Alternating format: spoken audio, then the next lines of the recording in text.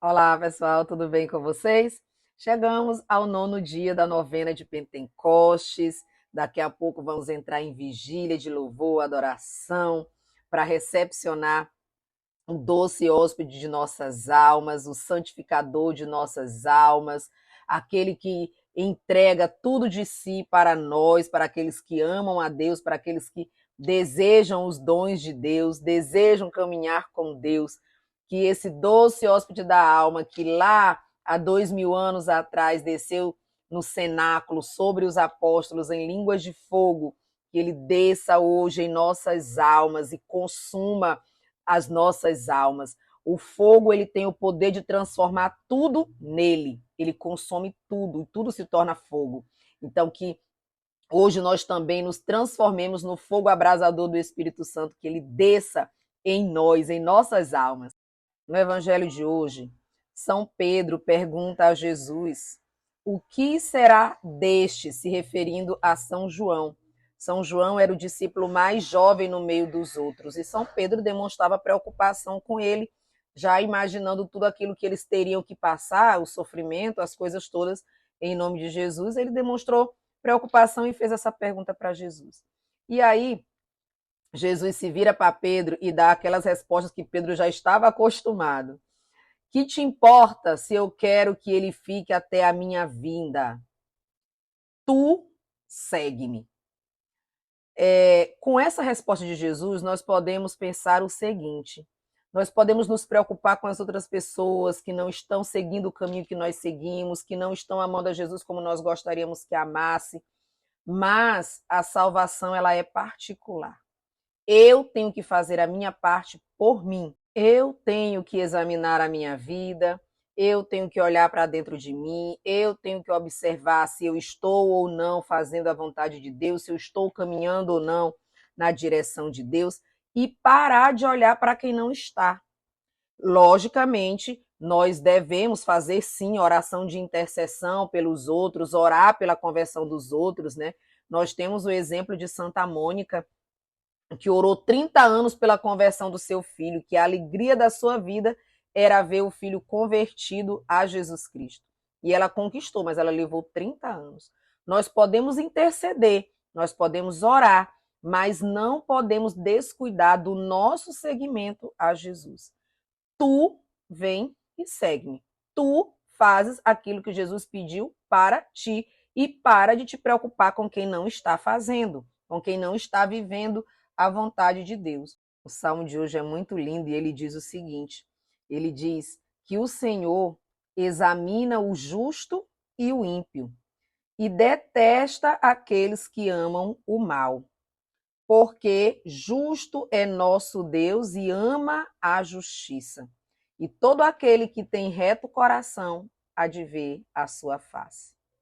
Nós devemos buscar a cada dia da nossa vida essa retidão de coração.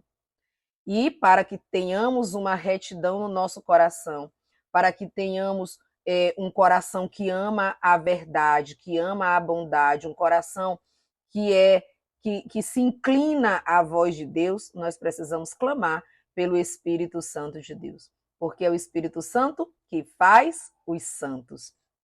É o Espírito Santo que derrama os seus dons sobre nós e nos ajuda a corresponder aos planos de Deus. Então, para nos examinarmos melhor, para avaliarmos bem a nossa vida, como anda o nosso coração, se ele está inclinado para o bem ou para o mal. Hoje, nesse último dia da novena de Pentecostes, eu quero falar sobre os frutos do Espírito Santo. O fruto do Espírito Santo é a expressão visível do caráter de Deus em nós. São Francisco dizia que todos nós devemos pregar e que, se for necessário, usemos palavras. O que quer dizer isto? Isto quer dizer que não precisamos estar falando, mas as nossas atitudes pregam. As nossas atitudes falam de Deus, demonstram Deus para as outras pessoas. E se nós tivermos desenvolvido em nós os frutos do Espírito Santo, nós seremos face visível de Deus para os outros. O Catecismo da Igreja Católica, no parágrafo 1832, diz que os frutos do Espírito são as primícias da glória eterna. E esses frutos do Espírito se opõem às obras da carne. E quais são as obras da carne? Prostituição, impureza, idolatria, feitiçaria, ciúme, discórdia, inimizade, contendas e por aí vai. Muita coisa ruim é obra da nossa carne decaída pelo pecado. E os frutos do Espírito Santo vêm para elevar a nossa alma a Deus. Então, vai modificar todas essas coisas em nós. Vai combater essas más inclinações da nossa carne. E quais seriam, então, os frutos do Espírito? São Paulo, quando escreve aos Gálatas no capítulo 5, verso 22, ele vai nos dizer que os frutos do Espírito são amor, alegria, paz, paciência, amabilidade, bondade, fidelidade, mansidão e domínio próprio. Nossa oração constante, diariamente, nós precisamos pedir ao Espírito Santo que nos dê esses, que faça brotar em nós esses frutos que são deles, que são dele, para elevar a nossa alma, para que nós rompamos com as obras da carne e sejamos pessoas mais espirituais e, de fato, face divina. O amor, Deus é amor.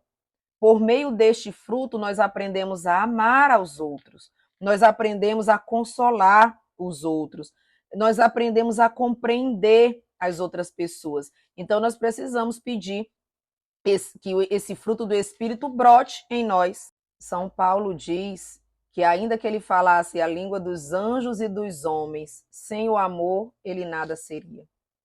Se aquilo que nós fazemos não tem amor, de nada vale, não vale nem para mim, nem para você, nem para quem eu estou fazendo. Então, o amor é imprescindível. E nós precisamos pedir que o fruto do amor brote em nós com a mesma dimensão da caridade de Cristo, que é um amor ágape, que é um amor sem limite, que é um amor de entrega total a Deus e aos outros, né? Sem esperar nada em troca. Nós temos o fruto da alegria. O fruto da alegria, ele gera o desejo de cantar louvores a Deus, glorificar a Deus. Eu sempre que vou abençoar os meus afilhados, sobrinhos, eu desejo sempre que eles tenham alegria, porque para mim a alegria é um fruto do Espírito indispensável. O próprio Jesus diz em João 15:11, a minha alegria esteja em vós e seja completa. Quem tem Jesus não pode ser triste. Quem tem Jesus é uma pessoa alegre. E a nossa alegria nos leva a cantar louvores a Deus em todas as situações, em todos os momentos. Depois nós temos o fruto da paz, que não é a ausência de problemas, mas é a paz que transcende toda a inteligência, é a paz que Jesus nos dá. Essa paz, ela nos permite ter tranquilidade em meio às tribulações, ela retira o medo dos nossos corações, favorece o silêncio que nos leva a escutar melhor a Deus. Então nós precisamos pedir que o Espírito Santo produza em nós a paz que nós esperamos, a paz que o mundo precisa, que nós precisamos disseminar. O fruto da longanimidade nos ajuda a compreender melhor a vida e nos irritar menos diante das situações que se apresentam diante de nós.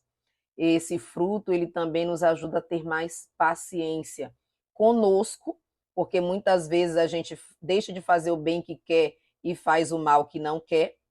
E também paciência com o próximo, esperando que ele cresça, que ele amadureça, esperando que, tendo paciência com aqueles que ainda não atingiram o mesmo grau de intimidade com Jesus que nós já atingimos. Então, esperar a fase de crescimento de cada pessoa.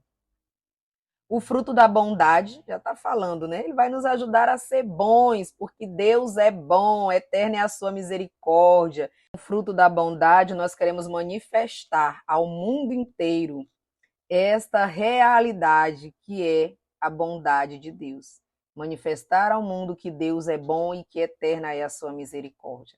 E por último, nós temos o fruto da benignidade.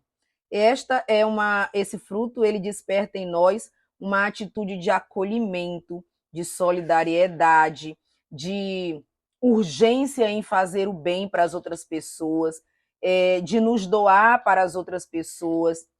A benignidade nos afasta do egoísmo, do amor exagerado a nós mesmos, de ficarmos olhando para o nosso próprio umbigo e não olharmos para as pessoas ao nosso redor.